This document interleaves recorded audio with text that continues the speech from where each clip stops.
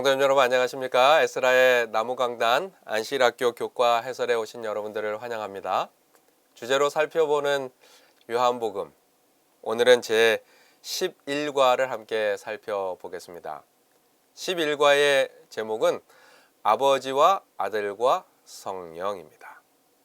요한복음에 나타나는 삼위 하나님에 대한 이야기를 함께 살펴보겠습니다. 기억절의 말씀은 요한복음 14장 26절입니다. 보혜사 곧 아버지께서 내 이름으로 보내실 성령, 그가 너희에게 모든 것을 가르치고 내가 너희에게 말한 모든 것을 생각나게 하리라. 여기 보면 성령을 보내시는데 삼위 하나님이 다 협력하시죠. 아버지 하나님께서 내 이름으로 예수 그리스도시죠. 보내실 성령.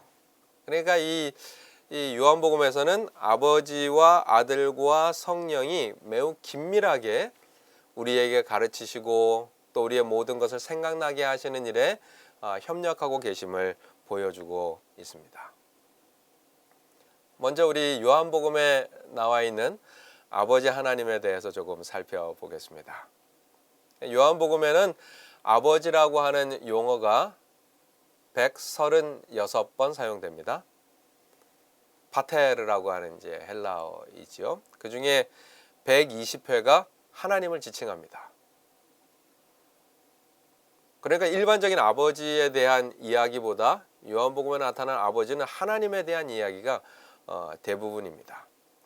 하나님을 지칭하는 이 아버지라고 하는 용어는 주로 이 내러티브 부분보다는 예수님의 강화 부분에서 예수님이 직접 사용하세요.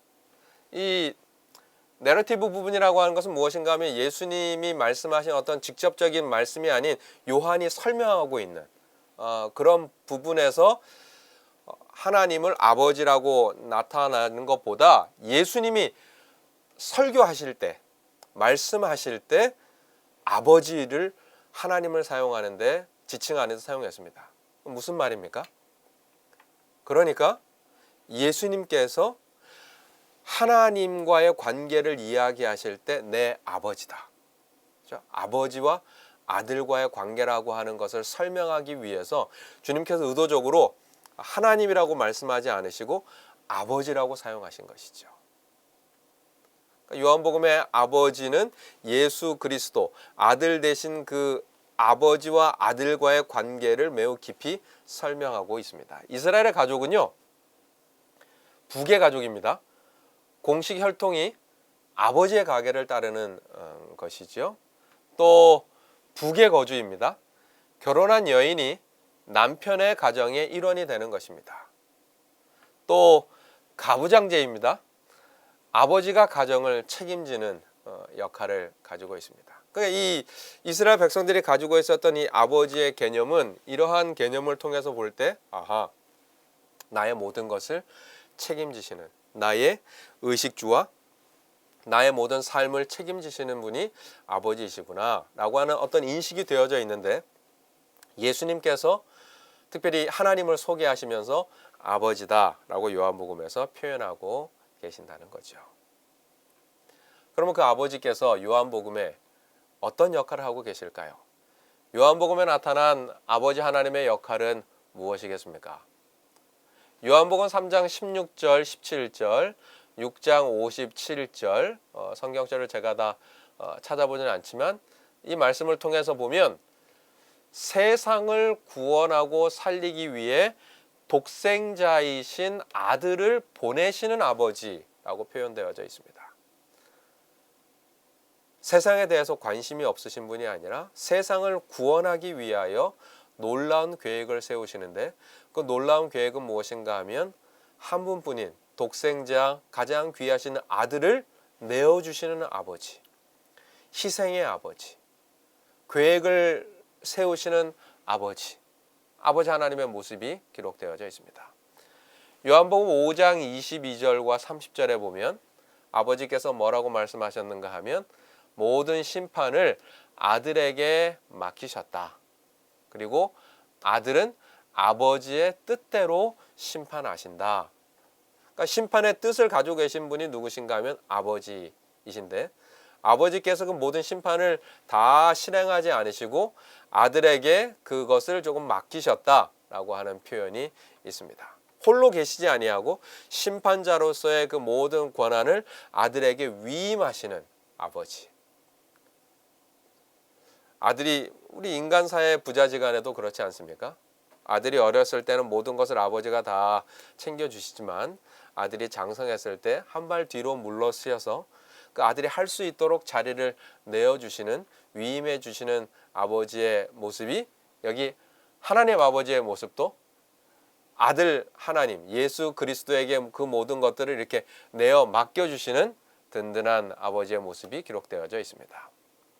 또 요한복음 6장 32절, 14장 10절, 24절에 보면 아버지께서 하늘에 참 떡을 주셨다라고 표현하고 있습니다. 그러니까 하나님께서 떡을 주시는 것이 아니라 아버지께서 주셨다, 예수님께서 말씀하셨어요. 그냥 떡이 아니라 참 떡을 주셨다. 우리가 이 하늘의 참떡, 예수 그리스도를 가르치는 표현이죠. 예수님께서 그냥 오신 것이 아니라 아버지께서 보내어 주셔서 보내심 받음으로 오셨다라고 설명하고 있습니다. 그런 아버지가 요한복음에 드러나고 있습니다. 요한복음의 아들은요, 이 아들은 헬라어로 피오스라고 하는 단어인데요, 55번 요한복음에 나타납니다. 피오스라고 하는 단어가. 그런데 그 55번 중에 45번이 예수를 가르치고 있습니다. 예수를 가리키고 있는데 요셉의 아들로 2번 등장합니다. 1장 45절로 6장 42절. 그렇죠. 인간적으로는 예수님께서 요셉의 아들이시죠. 또 모노게네스라고 하는 특별한 말씀으로 이 독생자 아들로서 1장 14절, 18절, 3장 16절, 18절 등장하고 있습니다. 또 8번은 하나님의 아들로서 칭해지고 계십니다. 1장 49절, 3장 18절, 5장 25절, 10장 36절, 11장 4절, 27절, 19장 7절, 20장 31절. 하나님의 아들. 그리고 13번은 인자라고 하는 말로 사람의 아들이라고 하는 좀 독특한 단어입니다. 특별한 단어로서 이렇게 13번 기록되어져 있습니다. 또 18번은 아들로서 기록되어져 있습니다. 이렇게 많은 부분 요한복음에 예수 그리스도는 아들로 등장하고 있습니다. 그 중에 특별히 모노게네스라고 하는 특별한 아들이죠. 독생자라고 번역되어져 있는 아들에 대해서 조금 살펴보도록 하겠습니다. 이 말씀은 요셉의 인간 아들인 동시에 하나님의 신적인 아들의 표현이시죠. 요한복음 1장 18절에 본래 하나님을 본 사람이 없으되 아버지 품속에 있는 독생하신 하나님이 나타내셨느니라. 이 독생하신 하나님,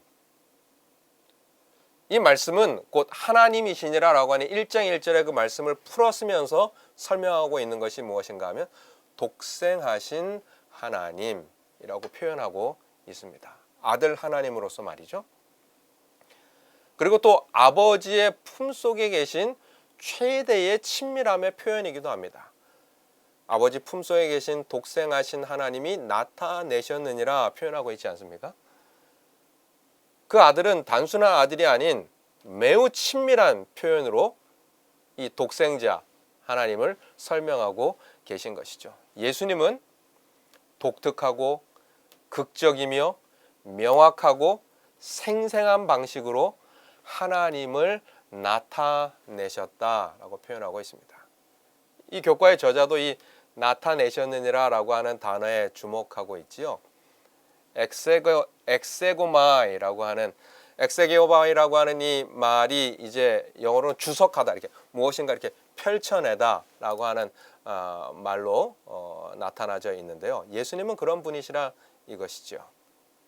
마치 아브라함의 독자 이삭을 바치라는 명령처럼 하나님께서는 특별히 그 아들을 세상에 주셨습니다. 그러니까 이스라엘 백성들이 독생자 예수 그리스도가 이 땅에 오셔서 생명을 바쳤다라고 하는 이야기를 들을 때 떠올리는 장면은 창세기에 나와 있는 아브라함의 독자 이삭을 바치는 그 속에 나타난 준비하시는 여호와의 모습을 상기할 수 있었던 거죠. 그렇게 설명하고 있는 아들의 모습이 요한복음에 나타나 있는 모노게네스라고 하는 아들이었던 것입니다. 그것이 조금 더 발전되어서 또 예수님께서는 하나님의 아들이라고 하는 말로 자신을 표현하십니다. 이 하나님의 아들이라고 하는 말이 나다나엘이 사용했어요. 1장 49절에 요한이 사용했습니다. 마르다가 사용했습니다. 또 요한이 요한복음 20장 31절에 사용했습니다. 그런데 그 중에 하나님의 아들이라고 하는 말이 요한복음에 한 번, 두 번, 세 번, 네 번, 다섯 번, 여섯 번, 일곱 번 등장하는데 그 중에 가운데 있는 이 세 번은 5장 25절, 10장 36절, 11장 4절에는 예수님 자신이 사용하셨어요. 다른 공간 복음에서는 예수님께서 스스로 자신을 가리켜서 하나님의 아들이라고 부른 곳이 없습니다. 그런데 요한은 예수 그리스도께서 그렇게 말씀하신 것을 의도적으로 표현하고 있습니다. 예수님은 하나님과 아버지와 아들로서의 관계가 있는 하나님의 아들, 신성의 성격을 가지고 있는 신격을 가지신 그분, 예수 그리스도는 단순한 요셉의 아들이 아니라 하나님의 아들로 신성을 가지고 하나님 되신 그분이심을 본인이 직접 표현하고 계신다고 하는 의도적인 표현이 무엇인가 하면 하나님의 아들이라고 하는 말인 것입니다. 또 인자라고 하는 말이 사용되었어요. 사람의 아들. 이 인자라고 하는 말이 사용될 때 반드시 이 휩소, 들림받다라고 하는 말, 인자가 들려지게 될 것이다 라는 말과 같이 사용되는데요. 십자가형을 가리키는 완고어법입니다. 높이 들림을 받았다. 장대 위에 뱀이 높이 달린 것처럼 인자도 들리워야 하리니, 이것은 요한복음에 세 번의 들림 발언이 있습니다. 요한복음 3장, 8장, 12장에 기록되어져 있는데 인자가 사람의 아들이 십자가에 달리실 것이라고 하는 이 말씀은 이사야가 이렇게 구약에 말을 했습니다. 이사야 52장 13절 받들어 높이 들려서 지극히 존귀하게 될 여호와의 종에 대한 표현을 반영하고 있습니다. 이사야서 후반부에 여호와의 종에 대한 계시들이 계속해서 등장하고 있는데 그 중에 한 표현이 무엇인가 하면 높이 들리게 될 것이다. 받들어 높이 들려서 지극히 존귀하게 될 것이다. 요한복음 12장 32절에 예수님께서 인자가 들림을 받으면 모든 사람, 즉 유대인뿐 아니라 이방인에게까지 모두 자기에게 이끌 것이라고 선포하시면서 인자의 들림을 말씀하셨어요. 그러니까 이 사람의 아들이라고 하는 이 표현은 단순히 요셉의 아들이라고 하는 것을 이야기하시는 것이 아니라 사람의 형체를 띠어서 십자가에 달리심으로 모든 사람들을 다 자기에게로 이끌고 처참한 십자가의 형틀이지만 그것이 도리어 하나님께로부터 모든 사람의 일까지 높이 존귀하게 될 모습인 것을 상징하고 있는 것이 인자라고 하는 것이죠. 그래서 아버지와 아들의 관계를 조금 요한복음에 있는 말씀을 통해서 정리해 보자면, 창조 당시에 그 아들과 하나님은 말씀으로서 또 하나님으로서 아버지 하나님과 함께 이 세상을 창조하셨어요.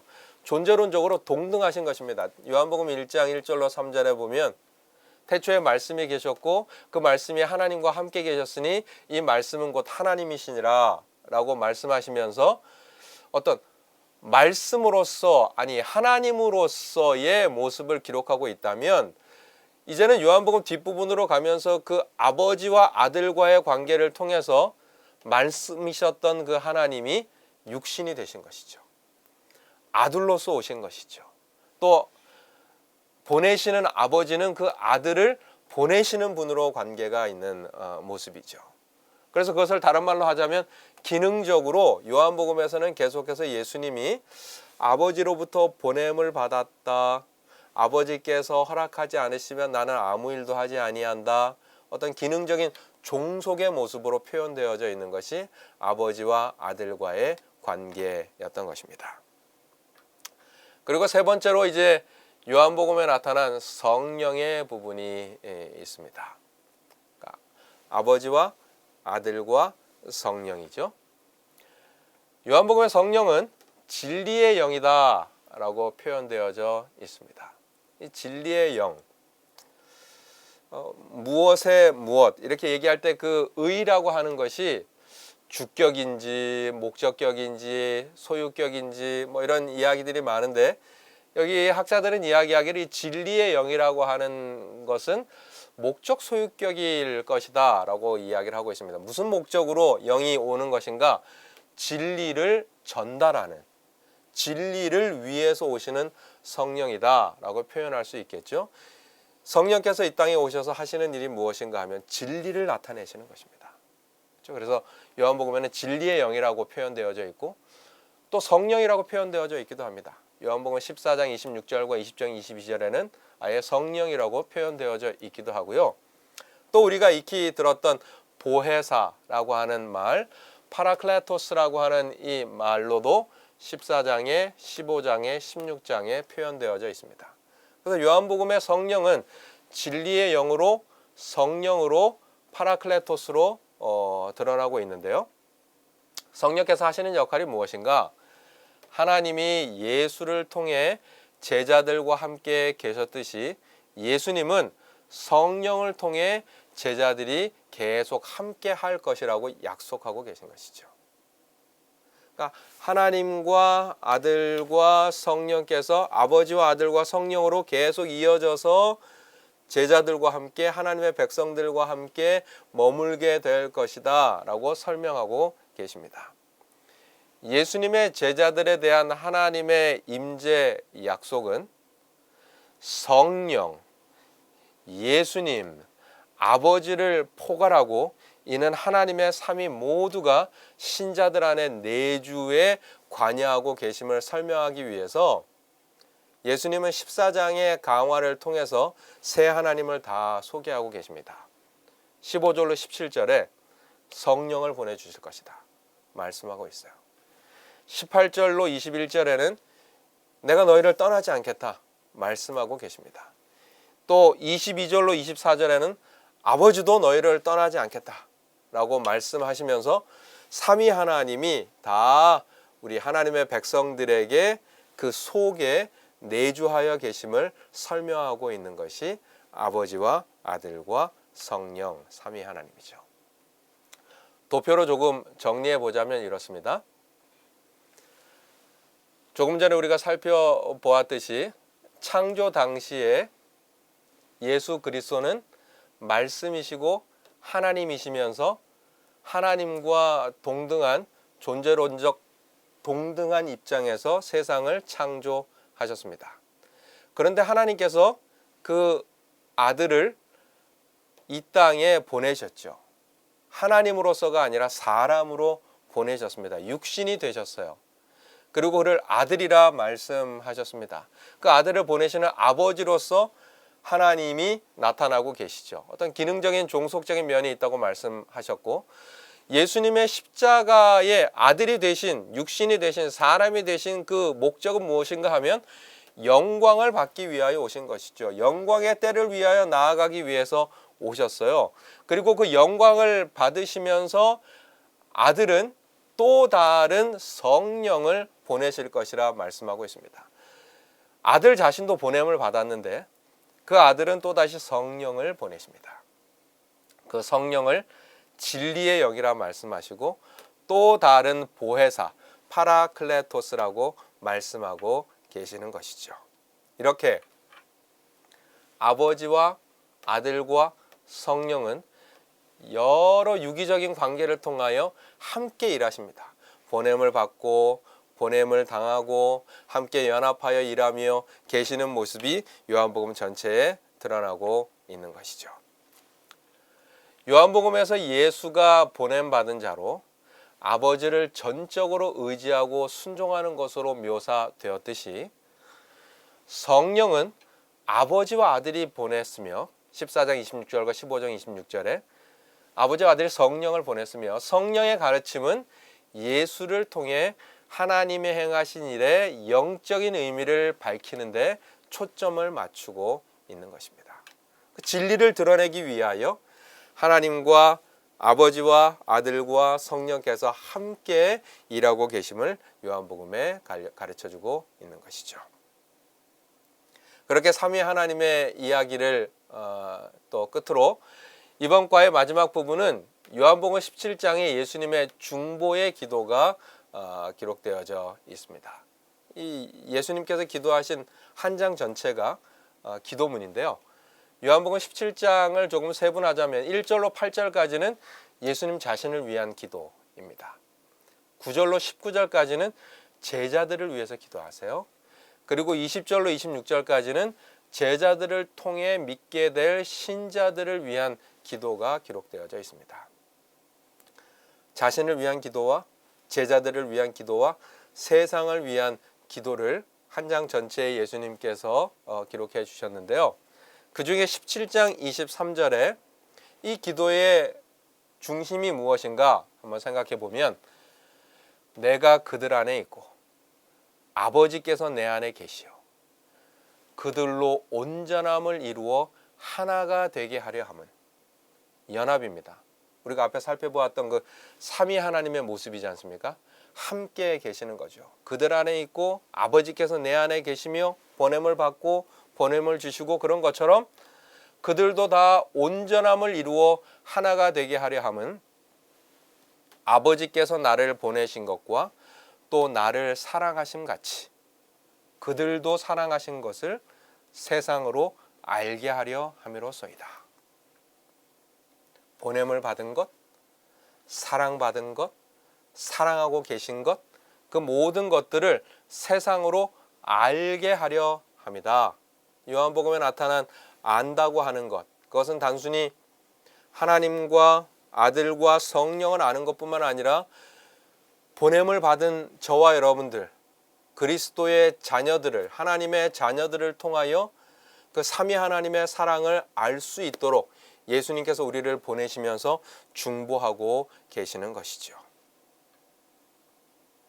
제11과는 그래서 아버지와 아들과 성령께서 함께 협력하시며 우리를 도우실 것을 약속하고 있습니다. 그리고 주님은 기도를 통하여 그 삼위 하나님이 예수님의 제자일 뿐만 아니라 제자로부터 복음을 들은 우리 모두에게도 함께 하실 것을 설명하고 계십니다.